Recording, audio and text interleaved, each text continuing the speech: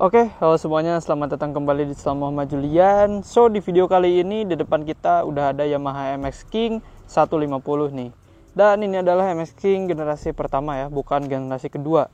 So, di video kali ini kita bakalan ngejelasin beberapa kekurangan dari si motor ini. Dan ini tuh adalah bisa dibilang kekurangan bawaannya lah gitu, atau penyakitnya si MX King V1.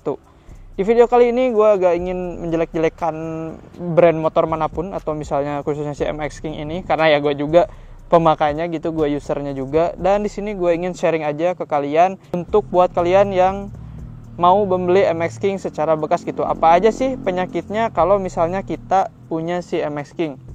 Oke, kita langsung aja ke kekurangan yang pertama dari si MX King 150 ini. Dari kekurangan yang pertama, kita mulai dari tampilannya dulu. Nah, di sini buat bodinya seakan-akan dia nggak punya masalah ya, kayak fine-fine aja, kayak oke-oke aja. Cuman kalau misalnya kita teledor waktu misalnya membuka bodi dari MX King ini, khususnya untuk bagian tameng sampingnya, di sini ada kekurangan di bagian holdernya atau pengunci dari si cover tameng ini atau bodi MX King-nya yang sebelah samping sini. Jadi buat kalian yang mau membuka bodi MX King ini, kalau misalnya mau nyuci atau misalnya mau servis, harus hati-hati karena di sini rawan banget buat patah, guys. Misalnya ya, ini juga udah patah sebenarnya tuh. Jadi ini tuh bukanya itu gampang banget karena penguncinya itu udah patah, dan ini tuh penyakit bawaan dari MX King generasi pertama. Kita masukin lagi.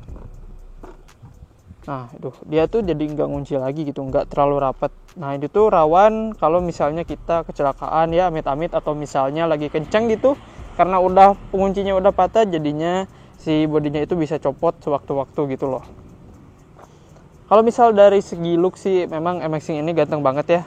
Itu juga alasan apa gue memilih MX King gitu, karena ya tampilannya itu ganteng. Tapi dibalik tampilannya yang ganteng ini terdapat kekurangannya, yaitu bodinya itu gampang banget patah buat penguncinya. Itu dia kekurangan yang pertama dari si MX King. Kekurangan yang kedua dari MX King ini, penyakit bawaannya itu ada bagian mesin ya. Jadi di mesin MX King ini sama seperti bodi, kelihatannya oke-oke aja gitu. Tapi kalau misalnya pemakaian kalian itu udah lama, akan ada timbul penyakit vampir oli, atau misalnya olinya itu mengering walaupun belum waktunya buat ganti oli. Nah, itu gimana bisa? Jadi untuk si motor ini dia sudah menggunakan teknologi blok mesin diasil. Nah, blok mesin diasil itu sebenarnya bagus, untuk tarikan mesin akan jadi lebih enteng dan juga halus. Tapi kekurangannya dia itu pada bagian mesinnya.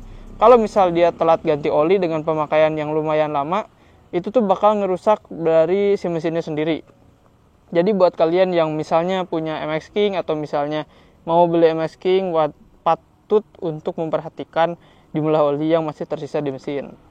Nah, kalau misalnya kalian bingung cara ngeceknya di mana ya, kalau misal beli second, kalian itu bisa cek di bagian sebelah, sebelah mana ya, kok nggak ada. Nah, sebelah sini. Jadi di sebelah sini itu ada tutup oli ya. Ini mohon maaf feedernya agak burik gitu karena kita belum ganti knalpot, tapi soon kita bakalan ganti knalpotnya. Kalau misalnya kalian mau membeli MX King ini secara bekas, adalah dengan membuka tutup oli di situ dan juga lihat kadar kandungan olinya itu sisanya segimana lagi. Karena ya kalau misalnya kita beli second terus juga kita buka tutup oli yang di bawah, itu kan agak gimana gitu, belinya aja belum tentu tapi udah bongkar-bongkar mesin orang gitu, jadinya kurang etis aja jatuhnya. Nah, itu dia guys yang kedua ya.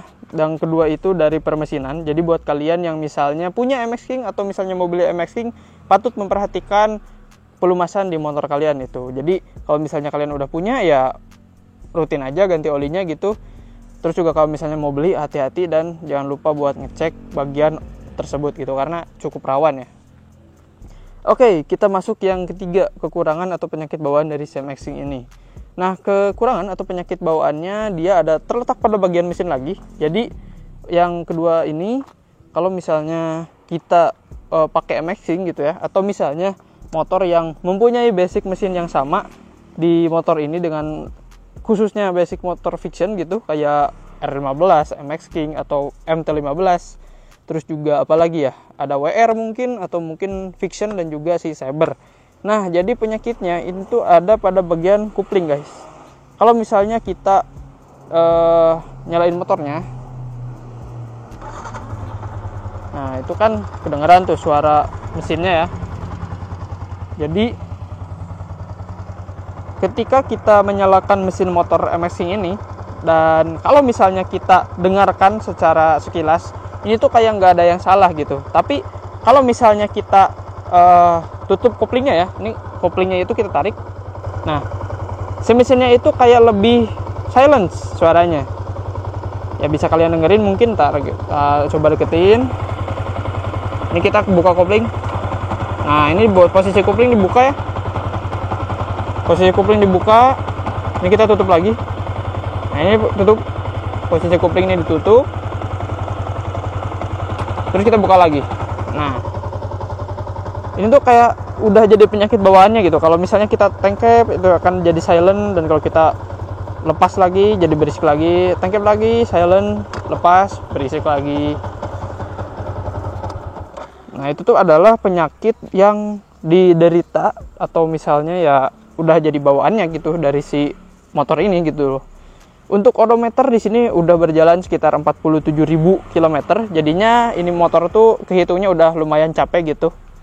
Jadinya ya normal juga sih kalau misalnya motor itu bunyinya udah kayak gitu, karena usianya juga udah cukup untuk dibilang tua gitu, guys.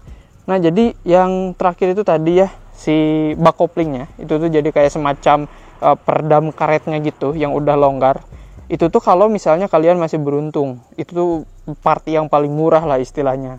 Nah, jadi ada satu part lagi yang harus diganti kalau misalnya suara mesin kayak gitu. Jadi waktu ditengkepnya pelan, waktu dilepasnya itu berisik. Nah, itu tuh dari bagian kupling.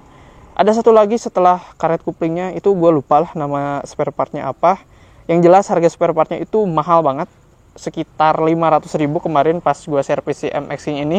Gue nanya-nanya ke mekaniknya, itu tuh kayak wajar banget gitu di motor dengan basic mesin fiction. Jadi emang kuplingnya agak sedikit bermasalah di situ. Cuman ya kalau mau dibiarin juga sih sebenarnya nggak masalah juga. Tapi kalau misal kalian jeli ya pasti agak ngeganjel gitu di telinga ya.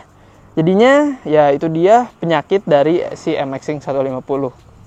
Sebenarnya ada beberapa lagi penyakit yang harus dibahas, cuman kita bikin video terpisah aja. Jadi segitu dulu guys untuk video kali ini.